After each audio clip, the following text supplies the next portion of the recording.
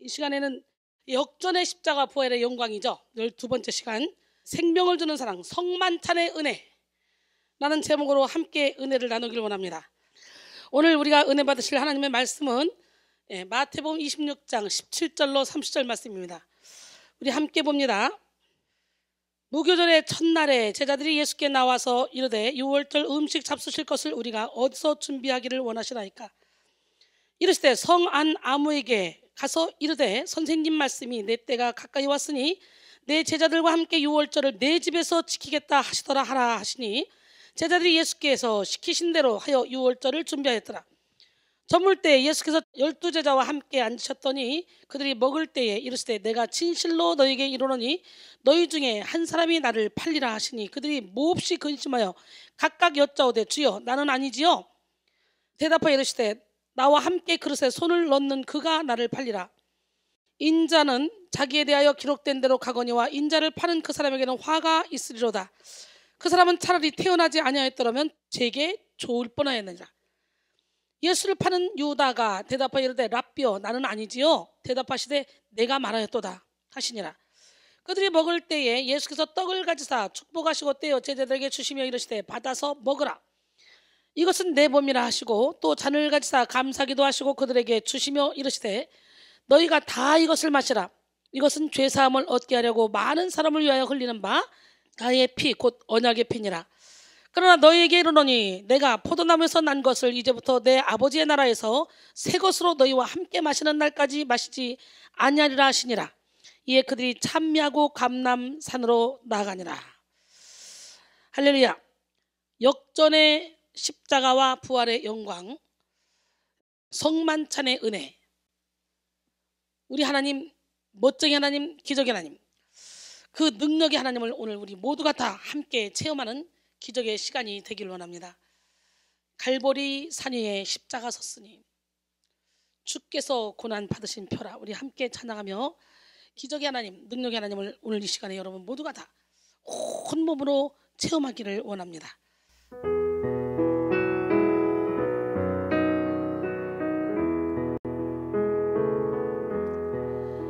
갈보리 산 위에 십자가 섰으니 주가 고난을 당한 표라. 험한 십자가를 내가 사랑함은 주가 보혈을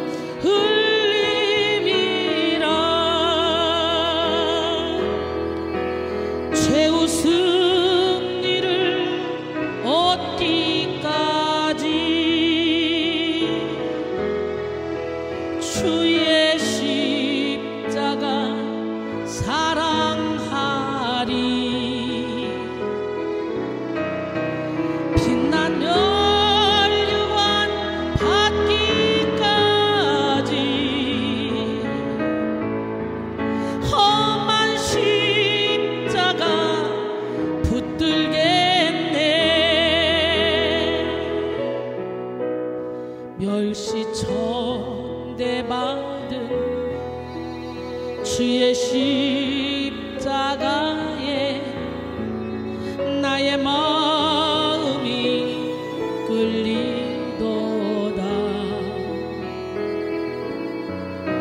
귀한 어린 양이 세상 죄를 지고 험한 십자가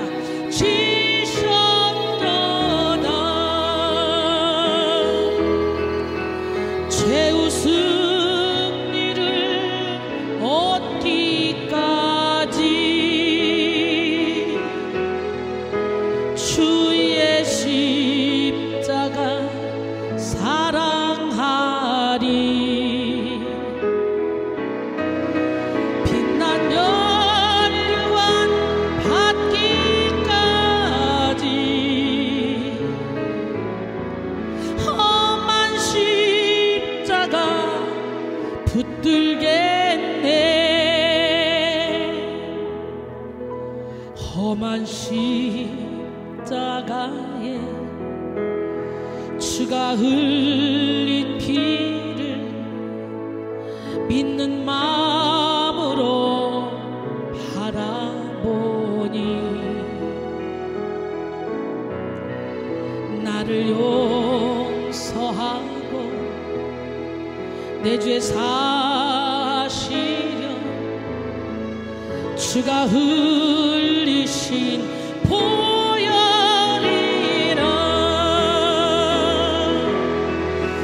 죄 승리를 얻기까지 주의 십자가 사랑하리.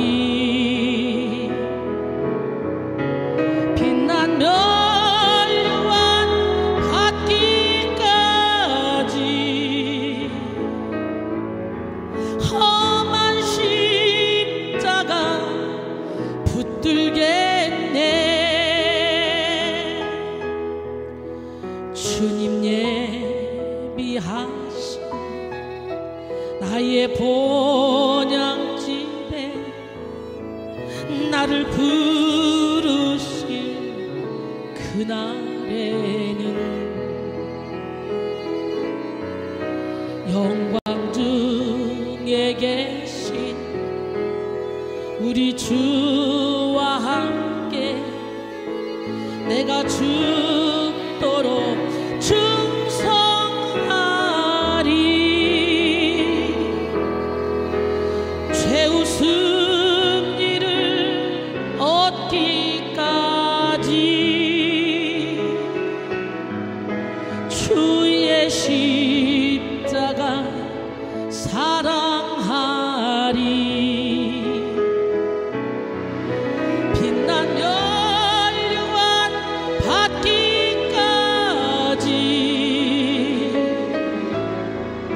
험한 십자가 붙들겠네.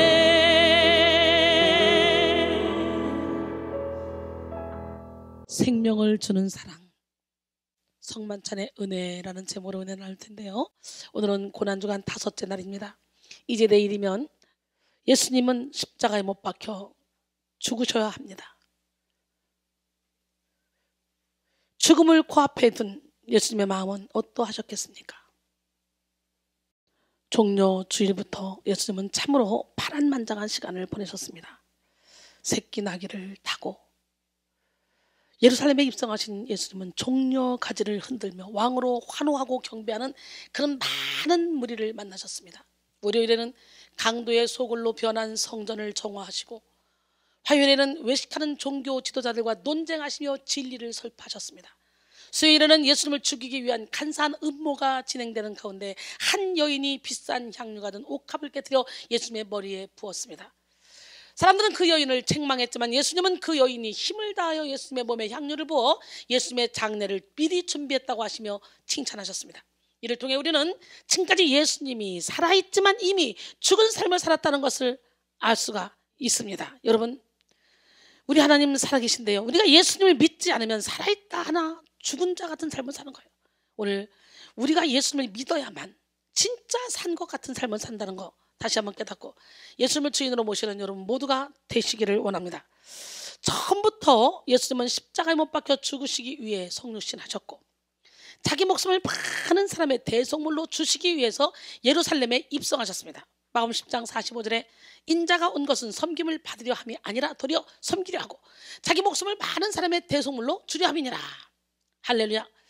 천국은 자아를 깨뜨리는 자의 것입니다. 십자가의 길은 깨어지는 길입니다. 예수님은 십자가에서 자신을 온전히 깨뜨려 물과 피를 다 쏟아주셨습니다. 깨어짐은 아픔이며 고통입니다. 그러나 그 깨어짐을 통해 영원한 생명을 주는 생수가 쏟아졌습니다. 오직 예수님이 주시는 생수만이 우리의 영혼에 참 만족을 줍니다. 하나님은 깨어짐 속에 참 놀라운 비밀을 많이 감춰 두셨습니다. 한 알의 밀이 땅에 떨어져 죽지 않냐면 한 알 그대로 있지만 죽으면 많은 열매를 맺는다고 말씀하시죠. 이처럼 우리의 자아가 온전히 죽어질 때 진정한 천국을 누리는 삶, 열매 맺는 삶을 살 수가 있습니다.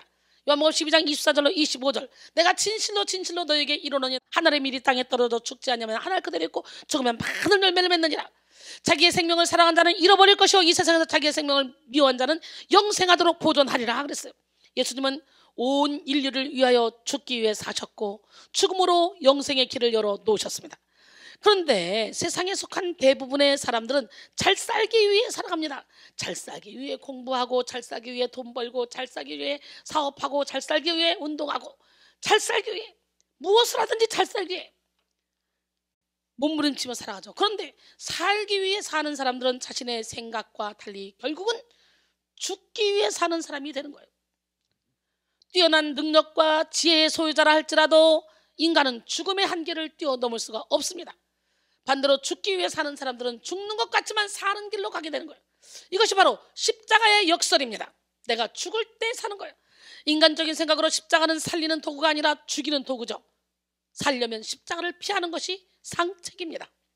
그러나 예수님은 살기 위해 십자가로 가야 한다고 가르치시죠. 십자가에 죽음을 이기는 권능이 있고 영생을 누리는 축복이 있기 때문입니다. 예수님께서 우리를 위해 십자가를 지신다는 것은 예수님의 사명인 동시에 수치와 고난과 죽음을 의미했습니다. 패션이라는 말이 주로 열정의 뜻으로 쓰이지만 전에는 견딜 수 없는 고난을 의미했습니다. 그래서 그리스도의 순환을 더 패션 오브 크라이스트라고 합니다. 자기 십자가를 진다는 것은 사명을 성취하기 위해 고난과 수치와 죽음을 당하는 것입니다.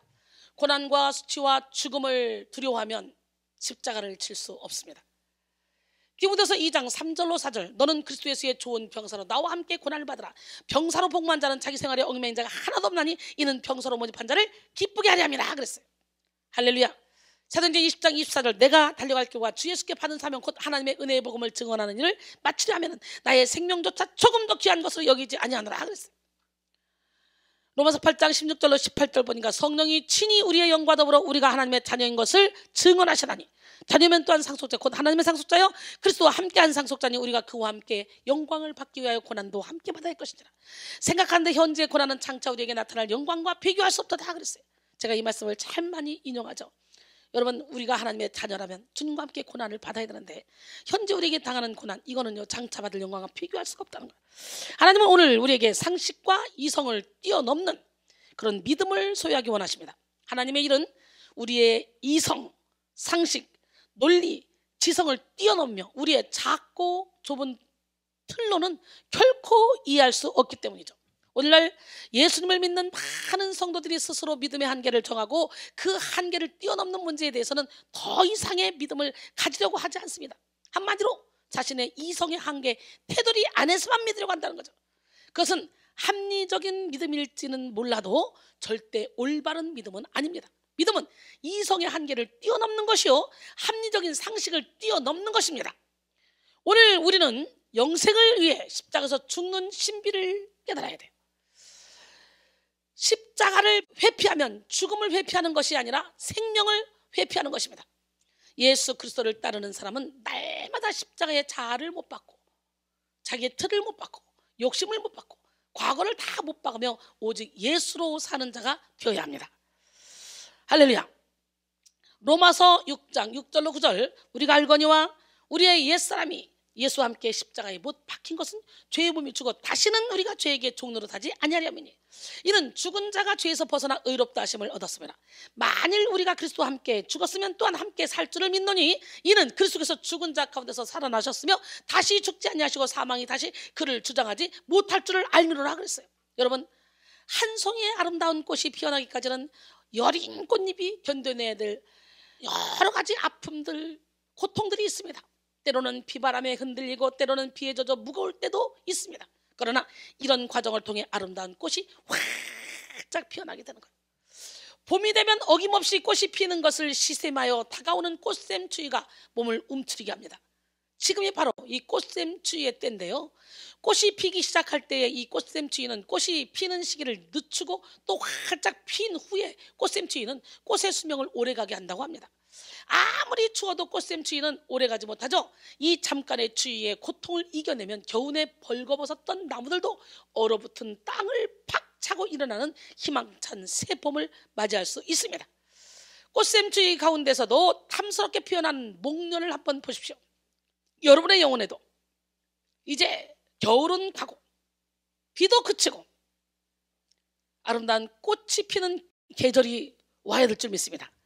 여러분의 영혼에 꽃이 피어나기 위해 반드시 꽃샘추위와 같은 자아가 깨지는 고통의 과정은 견뎌야 된다는 거예요.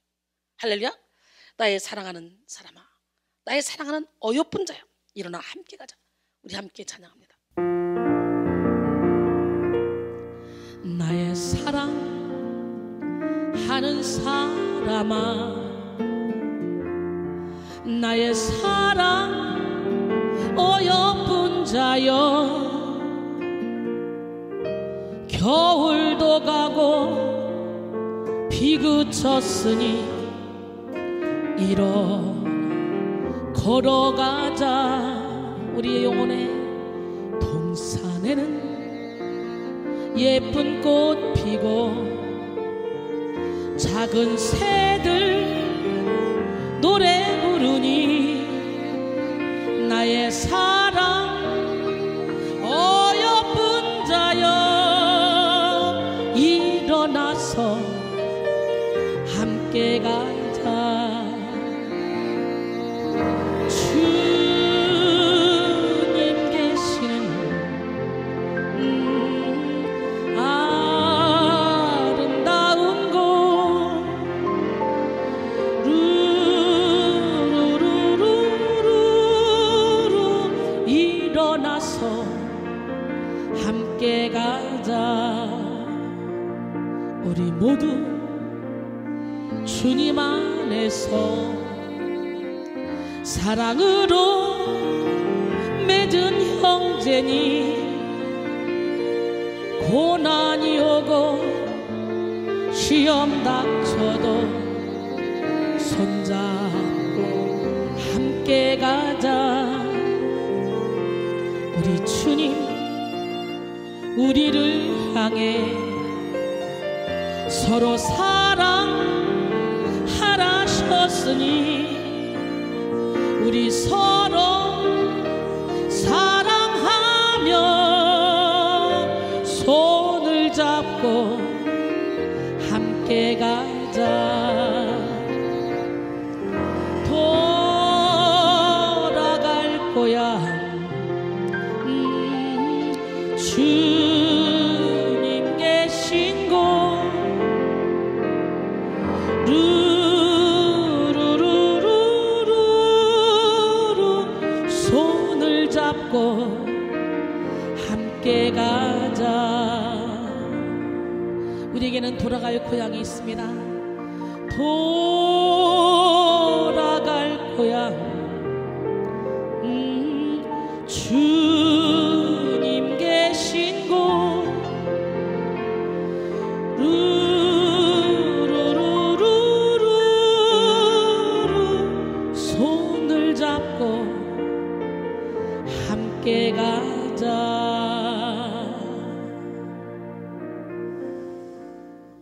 인간의 범죄 이해로 자아는 하나님이 아닌 자기를 기쁘게 하는 삶을 살게 합니다. 그래서 모든 죄의 뿌리에는 자기를 기쁘게 하는 자아가 도사리고 있습니다. 사람들은 자기를 기쁘게 하려고 죄를 짓는 것입니다. 자기를 기쁘게 하는 자아를 구체적으로 열거하면 정욕, 탐심, 이기심, 욕심, 음란 등이 있습니다. 자아는 끊임없이 자기의 기쁨을 요구하기 때문에 계속해서 죄를 짓게 됩니다. 신앙생활을 아무리 오래 하고 직분을 가지고 봉사를 많이 해도 자아를 죽이지 못하는 사람은 신앙의 성장을 이룰 수 없습니다. 누구든 죄로 가득한 자아를 그대로 두면 마귀의 수하가 되어 사고뭉치의 인생을 살 수밖에 없습니다. 하지만 자아를 십자가에 못 박고 죽이면 우리 인생의 주인이 마귀에게서 예수 그리스도로 바뀌게 됩니다. 여러분, 내려놓음의 저자 이용규 선교사는 다음과 같이 말했습니다. 여러분, 교회 생활에서 속상하고 우울한 것이 있습니까? 가정에서도 그렇습니까? 해결되지 않은 관계의 문제가 있습니까? 그 근원에 죽지 않는 나의 자아가 있습니다. 여러분이 왜 꿈틀하는지 아십니까? 자아가 죽지 않았기 때문입니다. 그렇기 때문에 여러분 안에 예수님이 살 수 없는 것입니다. 그런데 문제는 나 스스로 내 자아를 죽일 수 없다는 것입니다. 내가 죽을 수 있는 방법은 예수님을 초청하는 것뿐입니다.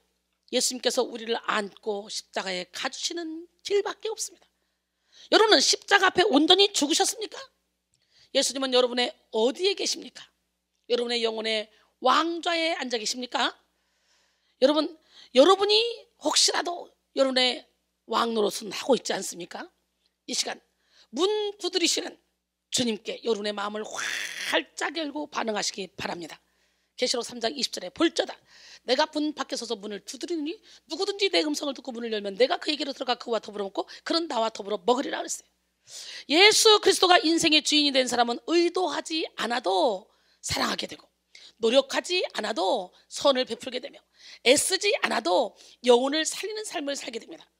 예수 그리스도의 인격과 정신이 예수로 채워진 삶을 통해 흘러나오기 때문입니다. 그러므로 우리는 예수 그리스도가 주인된 삶을 살기 위해 날마다 자아를 죽여야 합니다. 고린도전서 15장 31절에 형제들아 내가 그리스도 예수 우리 주 안에서 가진 바 너희에 대한 나의 자랑을 두고 단언하노니 나는 날마다 죽노라.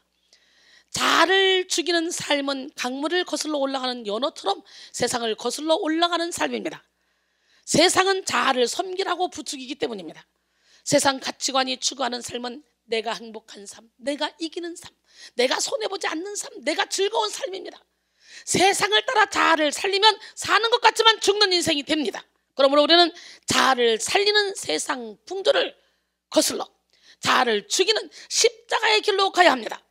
야고보 4장 4절 5절 가늠한 여인들아 세상과 벗된 것이 하나님과 원수됨을 알지 못하느냐? 그런즉 누구든지 세상과 벗이 되고자 한 자는 스스로 하나님과 원수되는 것이니라.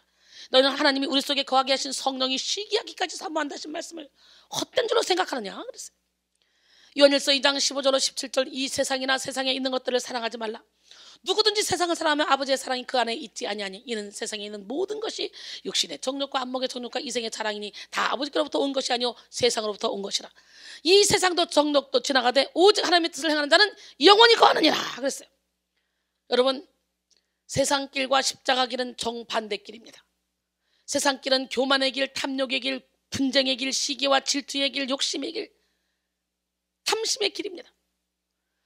그러나 십자가의 길은 겸손의 길, 자족의 길, 연합의 길, 섬김과 순종의 길입니다. 사랑의 길입니다. 지금 세상에는 미움의 물살, 오만의 물살, 정욕의 물살, 분노의 물살, 분열의 물살이 막 거세게 몰아치고 있습니다. 그러는 세상 물살 속에 가만히 있으면 저절로 휩쓸려 내려가게 되어 있습니다. 우리는 세상을 거슬러 올라가야 돼요. 미움보다 더 큰 사랑으로, 교만보다 더 강한 겸손으로, 분열보다 더 강한 연합으로 거슬러 올라가야 합니다. 그래서 세상에 사랑이 사라져가도 우리만큼은 사랑해야 되고 세상에 용서가 사라져가도 우리만큼은 용서해야 되며 예수님이 가신 그 길을 뒤따라가야 합니다. 이 시간 여러분 모두가 철저히 자아를 죽이고 예수 그리스도의 십자가의 길을 따라가므로 십자가로 말미암는 생명의 은혜를 누리시기를 소원합니다. 빌립보 2장 5절로 8절 너희 안에 이 마음을 품으라 곧 그리스도 예수의 마음이니 그는 근본 하나님의 본체시나 하나님과 동등됨을 취할 것으로 여기지 아니하시고 오히려 자기를 비워 종의 형체를 가지사 사람들과 같이 되셨고 사람의 모양으로 나타나사 자기를 낮추시고 죽기까지 복종하셨으니 곧 십자가에 죽으심이라. 여러분 십자가를 지기 위해 이 땅에 오신 예수님은 죽음에 따라 가까이 올수록 더욱더 자발적으로 죽음에 참여하셨습니다. 그래서 죽음을 하루 앞둔 오늘 최후의 만찬이자 최초의 성찬식이 된 식탁 교제를 통해 예수님의 몸과 피를 주심으로 십자가 구원 사역이 이루어질 것임을 보여주셨습니다. 본문 20절은 저물 때라는 말로 시작하죠. 이 말은 유대인의 시간 개념으로 새로운 날이 시작되었음을 말해줍니다. 유대인들의 하루는 우리들과 달리 일몰부터 시작됩니다. 그리고 다음 날은 112절을 건너뛴 마태복음 27장 57절입니다. 따라서 마태복음 26장 17절부터 마태복음 27장 56절까지의 사건이 유대인의 시간으로 하루 만에 일어난 사건이에요. 최후의 만찬, 베드로의 부인, 예언과 성취, 겟세마네 동산에서의 기도, 체포, 재판, 십자가의 죽음, 이 모든 사건이 오늘 하루 동안에 일어난 일들입니다. 이 급박한 하루를 다루고 있는 마태복음 26장과 27장을 가리켜 예수님의 순환사라고 합니다. 이 순환사의 첫 사건이 바로 오늘 본문 말씀에 나타난 최후의 만찬입니다. 본문 17절은 이 날이 바로 무교절의 첫날, 즉 유월절이 시작되는 날임을 말씀하고 있습니다. 무교절 첫날이 6월절이고 그 다음 날부터 한 주간이 무교절입니다. 예수는 6월절이 시작되는 날에 성찬을 베푸심으로 자신이 어린 양이 되어 우리 죄를 위해 죽으실 것임을 나타내셨습니다. 며칠 전에 7명에게 새 생명을 주고 떠난 9살 휘파람 소년이라는 제목의 기사가 많은 사람들의 눈시울을 적셨습니다. 휘파람을 부르며 친구들과 함께 뛰어놀고 즐거운 일이 있으면 나누길 좋아하던 9살 제주도 소년 고홍준 군이 7명에게 새 삶을 주고 떠났기 때문입니다. 고홍준 군은 지난 1일 급성 뇌출혈로 쓰러져 5일에 뇌사 판정을 받았습니다. 그리고 6일에 제주대학교 병원에서 심장과 간장, 신장 등 장기를 기증하고 생을 마감했습니다. 한국장기기증원 조원현 원장은 어린 홍준이가 쏘아올린 생명의 불씨는 7명의 생명을 살리고 가족과 주변 사람에게 큰 영향을 주었다고 말했습니다. 세상에서 가장 숭고한 일은 생명을 살리는 일입니다. 예수님은 사람이 친구를 위하여 자기 목숨을 버리면 이보다 더 큰 사랑이 없다고 요한복음 15장 13절에서 말씀하시죠. 참으로 누군가의 생명을 살리기 위해 자기 생명을 버리는 일은 위대한 일입니다. 요한일서 3장 16절 그가 우리를 위하여 목숨을 버리셨으니 우리가 이로써 사랑을 알고 우리도 형제들 위하여 목숨을 버리는 것이 마땅하니라 그랬어요.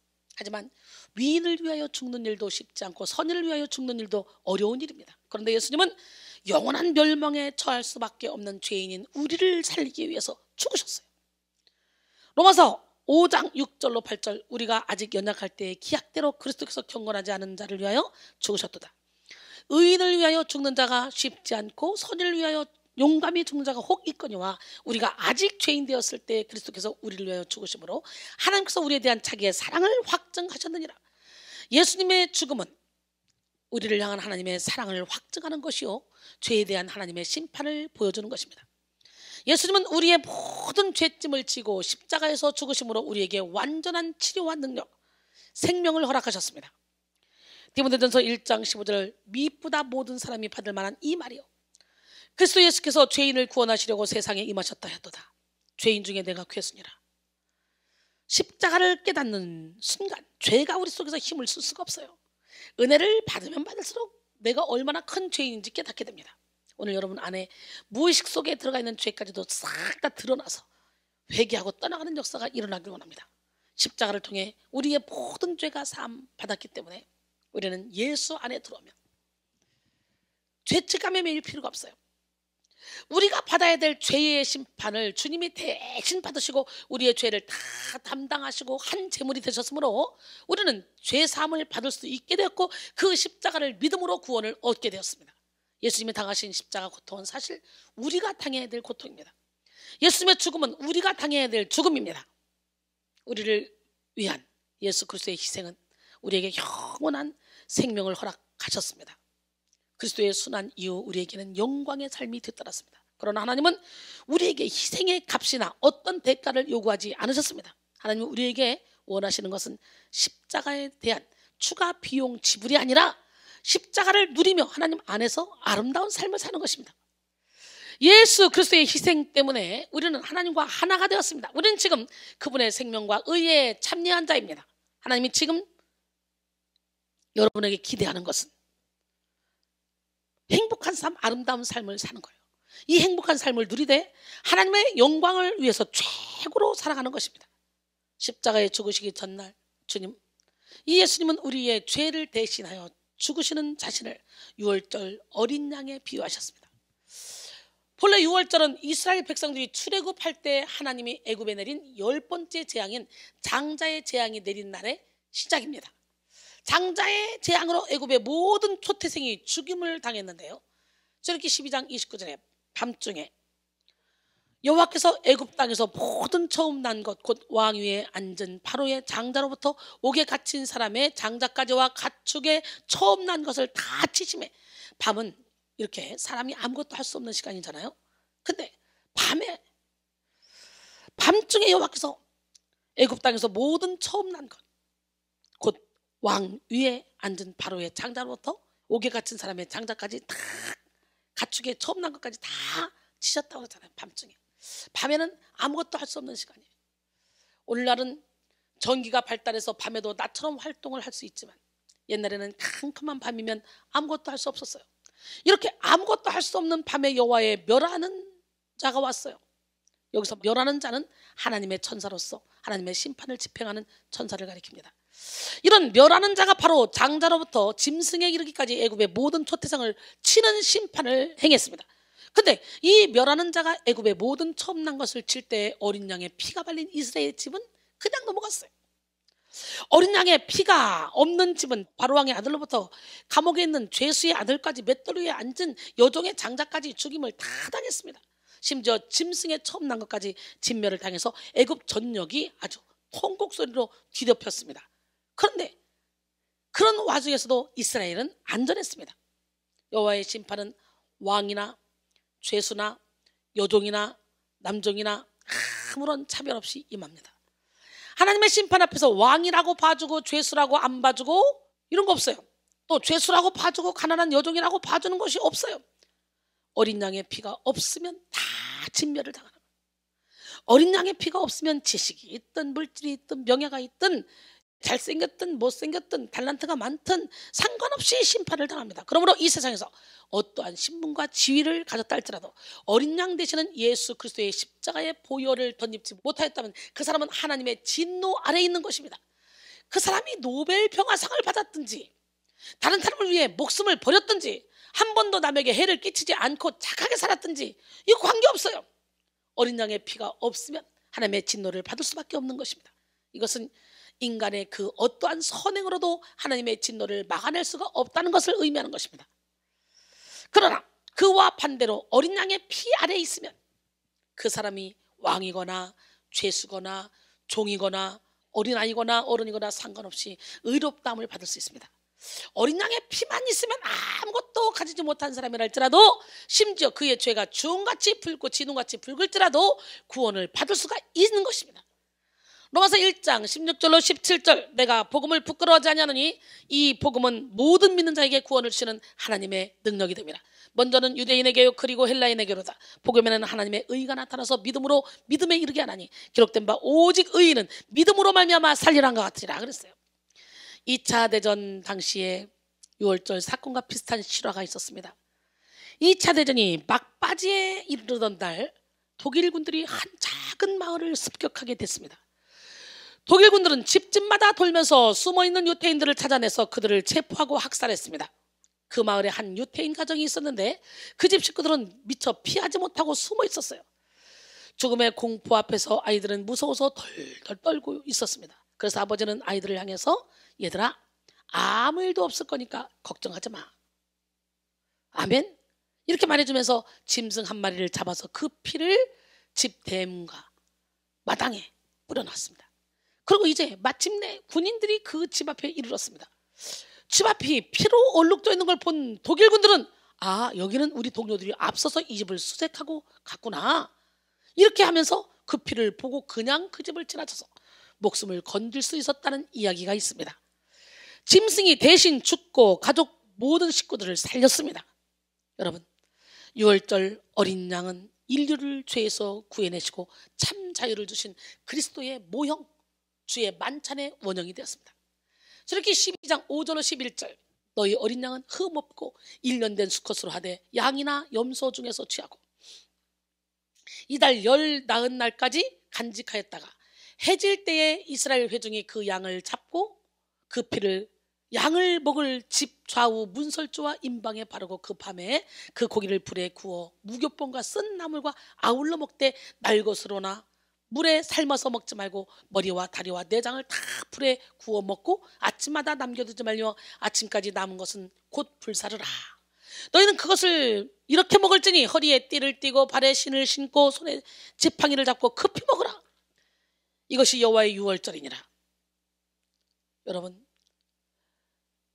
6월절 어린 양은 그리스도를 대표합니다. 6월절 어린 양은 흠이 없는 것이어야 했는데 이는 죄와 흠이 없으신 예수님을 상징합니다. 또 이 어린 양은 1년 된 수컷이어야 했는데 양이 1년 된 것은 사람으로 치면 30세 정도를 의미합니다. 그러므로 이는 예수 그리스도의 나이와 남자의 몸으로 오신 것을 정확히 나타낸다고 볼 수 있습니다. 또한 어린 양의 뼈를 꺾지 않음도 뼈가 꺾이지 않으신 예수님을 떠올리게 합니다. 요한복음 19장 32절 36절 군인들이 가서 예수와 함께 못 박힌 첫째 사람과 또 그 다른 사람의 다리를 꺾고 예수께 이르러서는 이미 죽으신 것을 보고 다리를 꺾지 아니하고 그 중 한 군인이 창으로 옆구리를 찌르니 곧 피와 물이 나오더라. 이를 본 자가 증언했으니 그 증언이 참이라. 그가 자기의 말하는 것이 참인 줄 알고 너희로 믿게 하려 함이니라 하리라. 할렐루야. 36절에 이 일이 일어난 것은 그 뼈가 하나도 꺾이지 아니하리라 한 성경을 응하게 하려 함이라 그랬어요. 또 어린 양의 피를 문설주와 좌우 임방에 발라 심판이 지나가게 하는 것은 십자가 모양을 연상시키는 동시에 예수 그리스도의 피 흘리심으로 죄를 사하시고 구원하심을 나타냅니다. 에베소 1장 7절 우리는 그리스도 안에서 그의 은혜의 풍성함을 따라 그의 피로 말미암아 속량 곧 제사함을 받았느니라 그랬어요. 또 6월절에 무교병을 먹으면 성도의 삶 가운데서 누룩이 상징하는 바 죄를 제거함을 의미하며 쓴 나무를 먹으면 그리스도를 따르기 위해 쓴 고통을 감수함을 의미합니다. 고린도전서 5장 7절로 8절 너희는 누룩 없는 자인데 새 덩어리가 되기 위하여 묵은 누룩을 내버리라. 우리의 6월절 양 곧 그리스도께서 희생되셨느니라. 이러므로 우리가 명절을 지킬 때 묵은 누룩으로도 말고 악하고 악의에 찬 누룩으로도 말고 누룩이 없이 오직 순전함과 진실함의 떡으로 하자 그랬어요.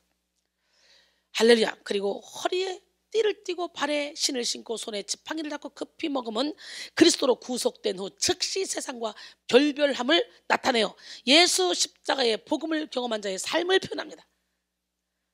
갈라디아서 6장 14절에 그러나 내게는 우리 주 예수 그리스도의 십자가 외에 결코 자랑할 것이 없으니 그리스도로 말미암아 세상이 나를 대하여 십자가에 못 박히고 내가 또한 세상을 대하여 그러하니라 그랬어요. 여러분 은혜 속에 깊이 들어가면 여러분들도 이런 고백을 할 수가 있어요. 야, 저도 어느 순간에 이런 고백이 저절로 나오더라고. 우리가 그렇게 살아야지 노력해서 되는 게 아니더라고요. 성령이 함께 하시니까 세상이 저절로 십자가에 못 박혀져요. 더불어 6월절이 달의 시작 곧 해의 시작이 되는 것도 예수를 영접한 자의 새로운 삶의 시작을 의미합니다. 고린도서 5장 17절 그런즉 누구든지 그리스도 안에 있으면 새로운 피조물이라. 이전 것은 지나갔으니 보라 새 것이 되었다 그랬어요. 우리는 새로운 피조물답게 살아야 될 줄로 믿습니다. 이처럼 6월절은 예수 그리스도의 십자가를 예표하는 절기로 유대인의 명절 중에서도 가장 큰 명절이요 무려 3,500년이나 지켜온 세상에서 가장 오래된 절기입니다. 예수님은 이 6월절에 제자들에게 최후의 만찬을 베푸시며 자신이 6월절 희생양이 되심을 선포하셨습니다. 유대인들이 6월절 희생양의 피를 통해 애굽에서 구원받고 해방되었듯이 예수 그리스도의 죽음과 십자가에서 흘리실 이 보혈을 통해 모든 인간이 구원받고 죄와 지옥의 권세로부터 해방되었음을 알려주셨습니다. 이 최후의 만찬은 이제 더 이상 속죄 제물 희생양이 필요 없고 오직 예수 그리스도의 보혈을 믿음으로써만 구원받음을 선언하시는 사건입니다. 할렐루야. 지금까지 먹었던 6월절 양은 예수 그리스도의 죽음과 속죄를 상징하는 그림자였습니다. 이제 그 실체가 나타났기 때문에 그림자는 더 이상 필요하지 않습니다.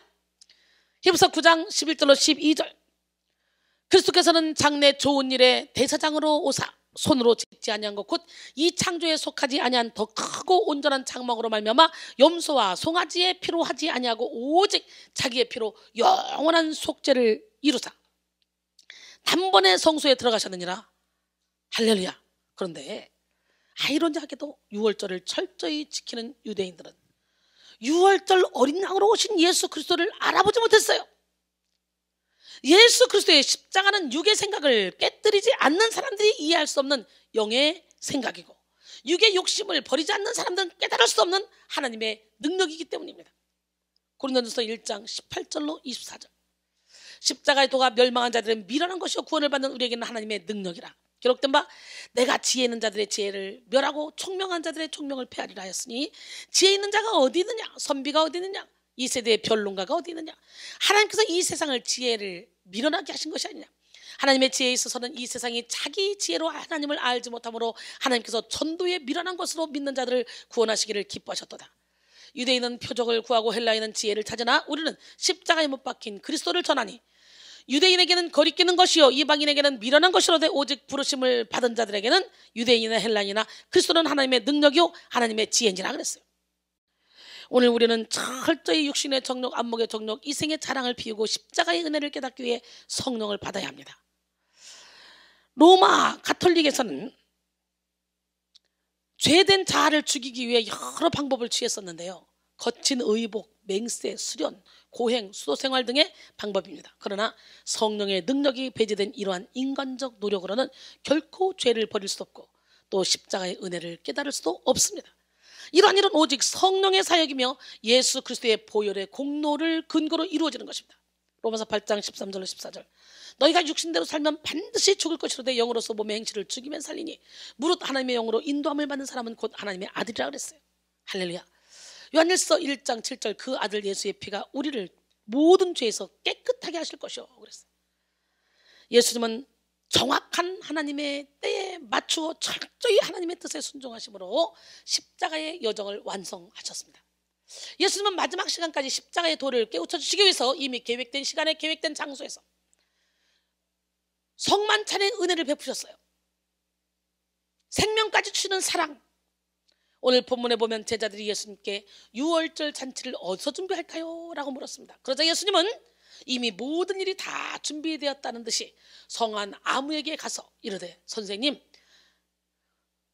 말씀이 내 때가 가까이 왔으니 내 제자들과 함께 유월절을 내 집에서 지키겠다고 말씀을 전하라고 하십니다.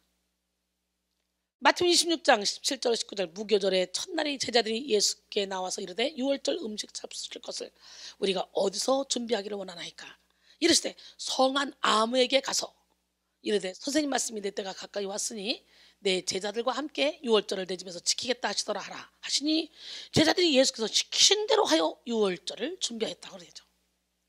아무에게란 헬라어로 데이나인데요. 이 말은 성경에서 이곳에 한 번 쓰인 말로 아무에게나 만나는 사람 누구라도 란 뜻이 아니고 금방 이름이 생각나지 않을 때 혹 꼭 그 이름을 밝힐 필요가 없을 때 그 사람을 지칭하는 말입니다. 그래서 공동 번역은 이러이러한 사람이 있을 터이니 라고 번역했고 표준 세번역은 아무개를 찾아가서 라고 번역했습니다. 호남 방언에 거시기란 말이 있죠. 생각나지 않을 때 그 있잖아 그 거시기 이렇게 말하잖아요. 거시기 하면 다 통해 그냥 거시기. 이 거시기란 말이 본문의 아무개를 가장 잘 표현한 말이라고 생각됩니다. 즉 아무에게란 말은 거시기에게 가서란 뜻입니다. 마가와 누가는 물 한 동이를 가지고 가는 사람이라고 구체적으로 지적했습니다. 그러나 마태는 아무에게라는 표현을 통해 예수님께서 유월절 만찬을 십자가의 죽음과 성만찬으로 갱신하시기 위해 꼼꼼하고 치밀하게 준비하셨음을 증거합니다. 아브라함은 부지 중에 전사를 대접했고 구레네 시몬이 억지로 진 십자가가 인류를 구원할 십자가가 되었으며 이 사람 아무개의 집에서 베풀어진 유월절 잔치가 오고 오는 세대의 모든 인간을 구원하게 될 십자가 잔치 성만찬이 되었습니다. 우리는 우리 자신도 모르는 사이에 우리가 상상할 수도 없는 엄청난 하나님 나라의 도구로 쓰임받을 수도 있다는 걸 알아야 돼요. 나의 작은 헌신과 나의 작은 물질과 나의 작은 시간이 그리고 나의 열정이 하나님의 역사를 이룰지도 모릅니다. 우리 백성교회는 지금 우리 사역자들이 한 달이 넘도록 지금 계속적으로 만 한 달이 넘었고 2달째 지금 접어드는데 변함없이 마스크 작업에 몰두하고 있습니다. 여러분의 그 열정이 여러분 자신도 모르게 하나님의 큰 뜻을 이루어드리고 하나님을 기쁘시게 하고 세상에 빛을 발할 줄 믿습니다.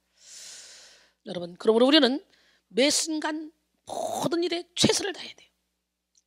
흑인 인권에 헌신한 마틴 루터 킹 목사는 어떤 결과를 얻기보다 살아가는 과정에서 늘 최선을 다하는 삶을 살았습니다.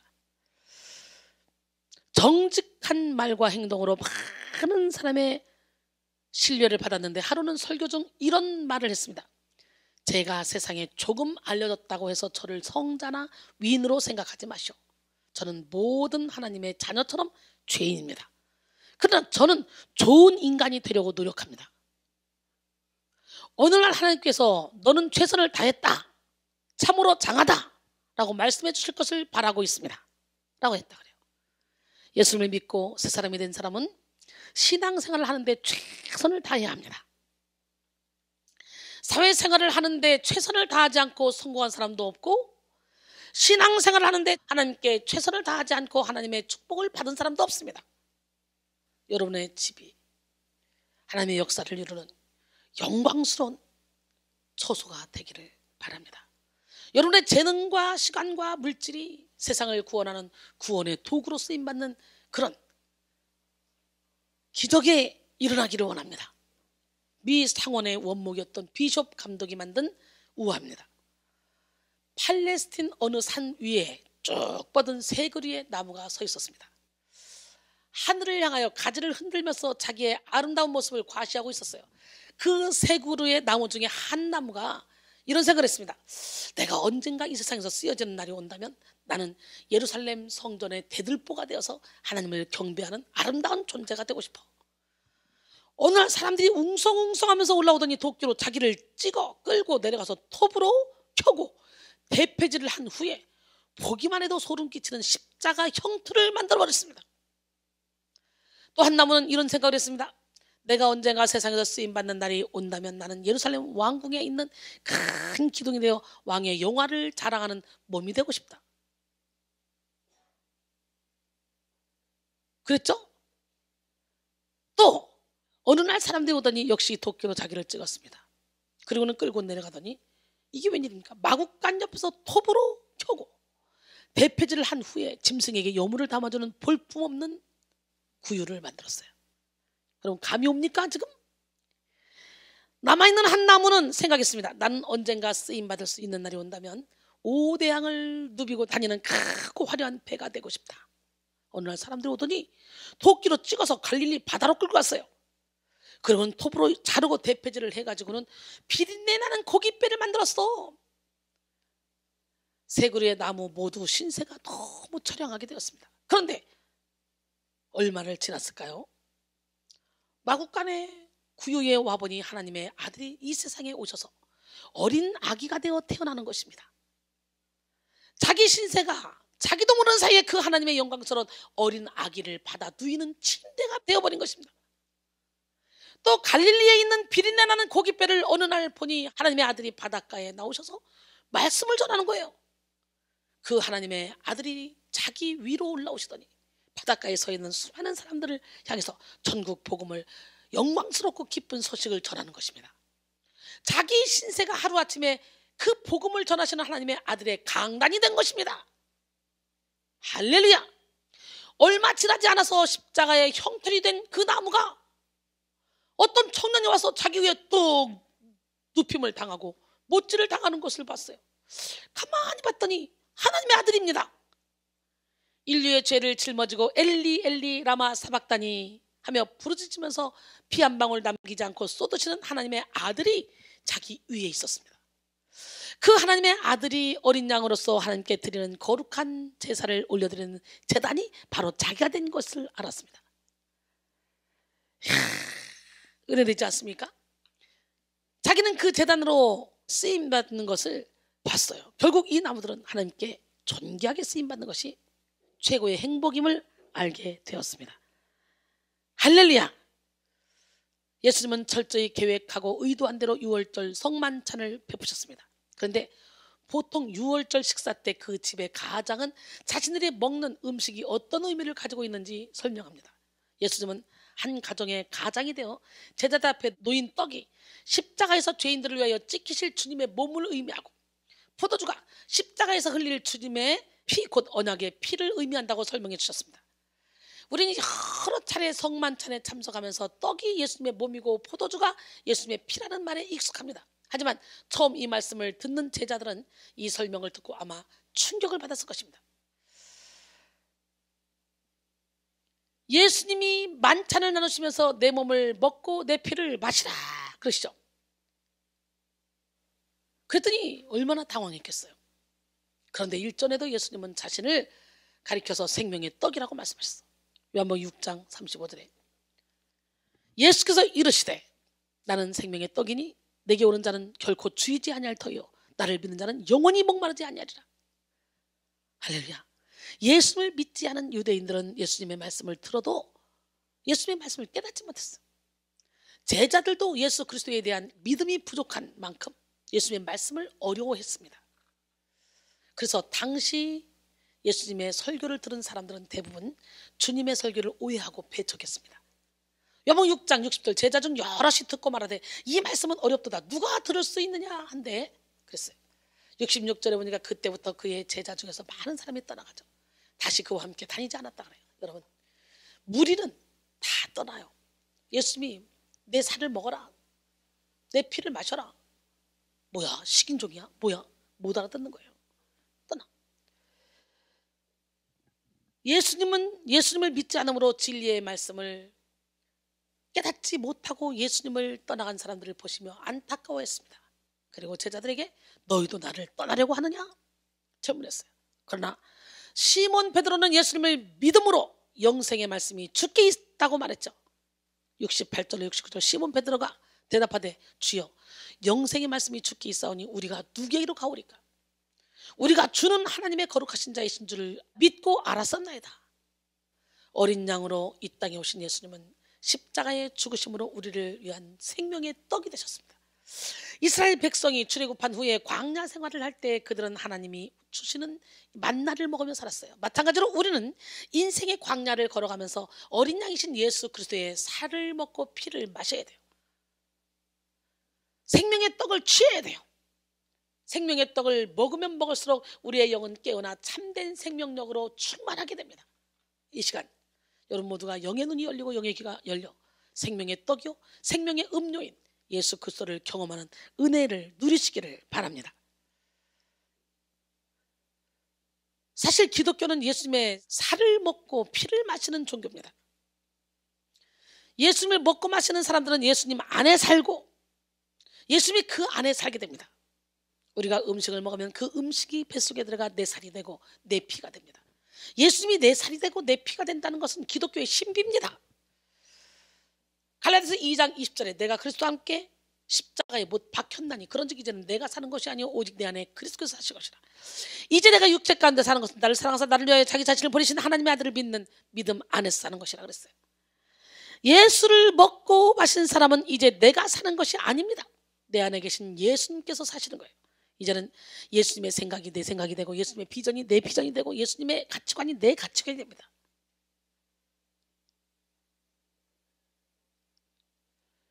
주 생각이 내 생각을 포개고 주 마음에 내 마음을 포개고 주의 손에 내 손을 포개고 주의 발에 내 발을 포개서 주님의 뜻을 이루어드리는 기적의 주인공이 되기를 원합니다.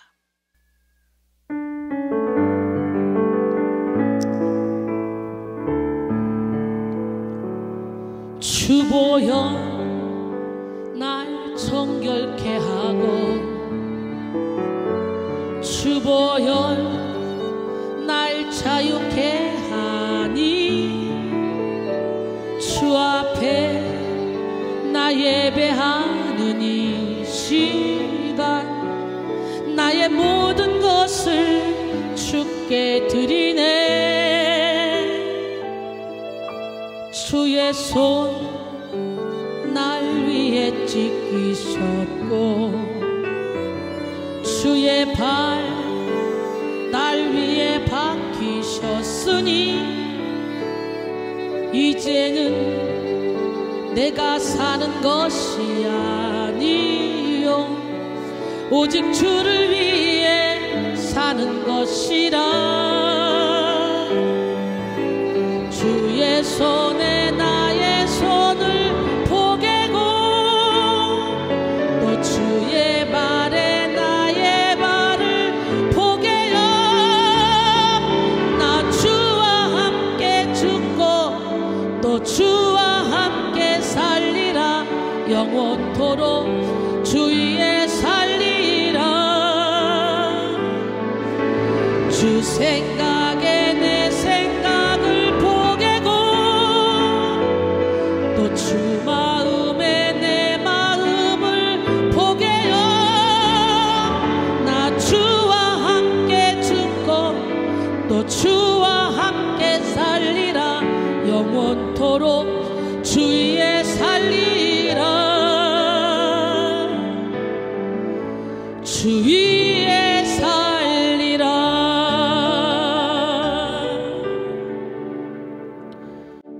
보좌로 나갈 때 어떻게 나가야 될까요? 주의 피를 의지해서 나가야 돼요. 함께 찬양합니다. 주의 보좌로 나갈 때에 어떻게 나가야 할까? 나를 구원한 주의 십자가 그것을 믿으며 가네. 주의 보좌로 나갈 때에 나 여전히 부족하나. 나를 품으신 주의 그 사랑 그것을 믿으며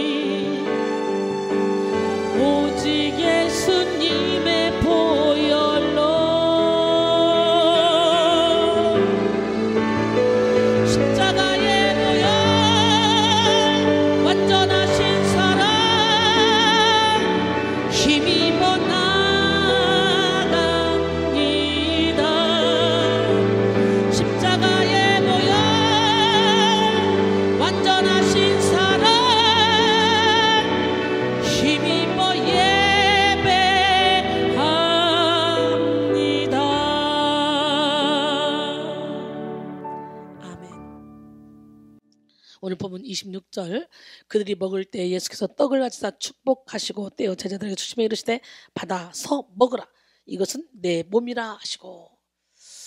이 본문 26절에서는 만찬 자리에서 예수님께서 행하신 최후의 만찬의 중요한 4개의 동사가 나오죠. 가지사, 축복하시고, 떼어 주시며 라는 동사입니다. 헬리나오에는 이 4개의 동사 안에 그리스도인은 누구인가, 그리스도인은 어떻게 살아가는가 하는 그리스도인의 정체성과 삶의 지침이 담겨 있다고 말합니다. 첫째 동사 가지다, 이 테이크는 주님의 선택을 의미합니다. 많은 떡 가운데서 성찬의 떡이 주님의 몸으로 선택되었듯이 우리는 많은 사람 가운데 주님의 몸, 주님의 가족으로 선택된 사람들입니다. 둘째 동사 축복하시고 bless, 이거는 우리 그리스도인들이 하나님의 축복을 먹고 사는 존재라는 것을 의미합니다.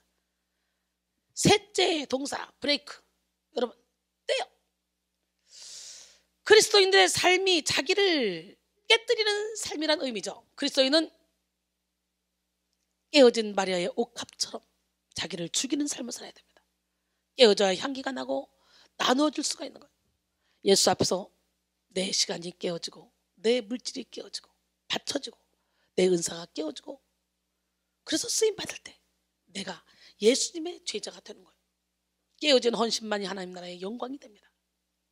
넷째 동사 주시며 기부, 이건 나눔의 삶을 의미합니다. 생명을 받은 자는 생명을 나누어주며 살아야 합니다.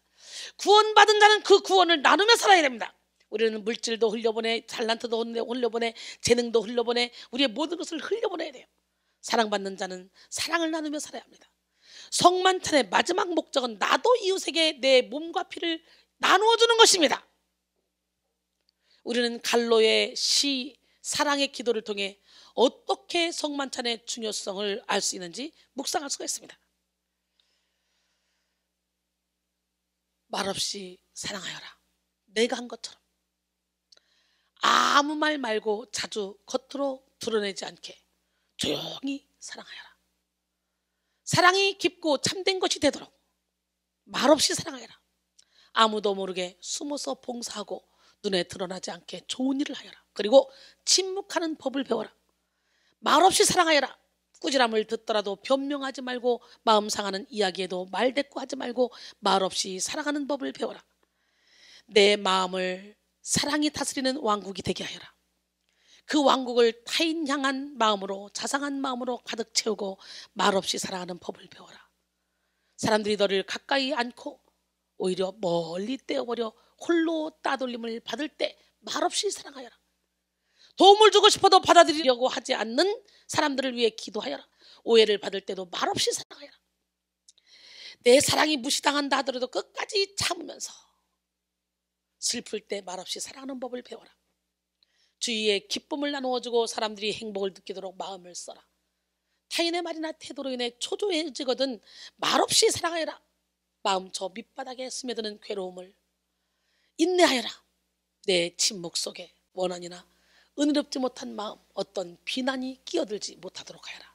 언제나 타인을 존중하고 소중히 여기도록 마음을 써라. 할렐루야. 말없이 사랑하여라. 참 은혜가 되네요. 예수님은 성만찬을 통해 예수님의 십자가 사랑을 알려주시고 이어서 제자들의 발을 씻겨주시면서 그 사랑을 보여주셨습니다. 오늘 우리도 예수님의 성만찬을 기억하고 성만찬의 은혜로 살아야 돼요. 비록 코로나19로 모여서 예배는 드리지 못하지만 온라인으로 예배를 드릴 수밖에 없지만 성만찬을 나누는 것도 힘들어졌지만 성만찬을 통해 드러난 십자가의 정신은 더 깊이 묵상하고 실천해야 됩니다. 마음으로라도 경건하게 주님의 살과 피를 생각하며 기도해야 될 줄 믿습니다. 사랑하는 여러분, 오늘 우리는 성만찬의 은혜를 통해 우리를 살리기 위해 아들을 주신 하나님의 사랑을 깨닫고 자기 몸을 내어주신 예수님을 기억해야 합니다.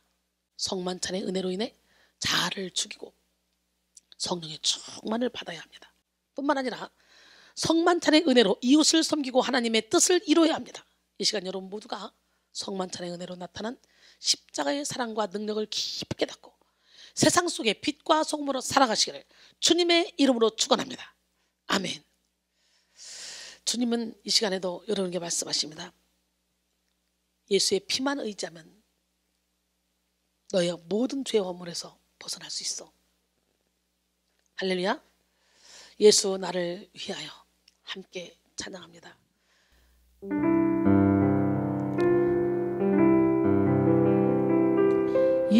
예수 나를 위하여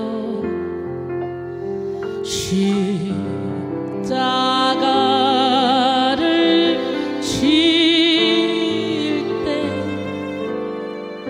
세상 죄를 지시고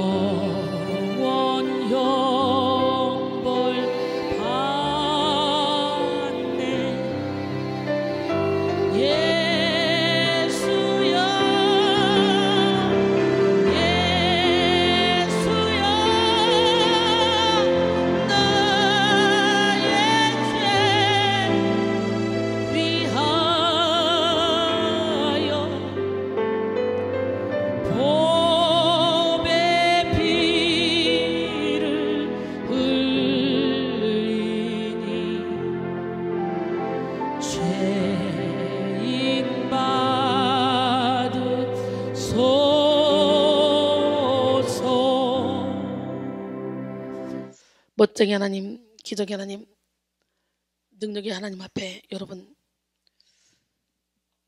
더욱더 가까이 가기 위해서 철저히 나의 이론과 나의 틀과 나의 생각을 십자가에 못 박아야 될 줄 믿습니다.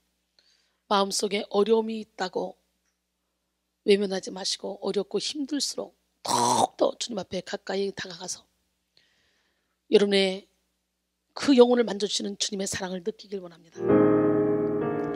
마음속에 어려움이 있을 때, 마음속에 어려움이 있을 때,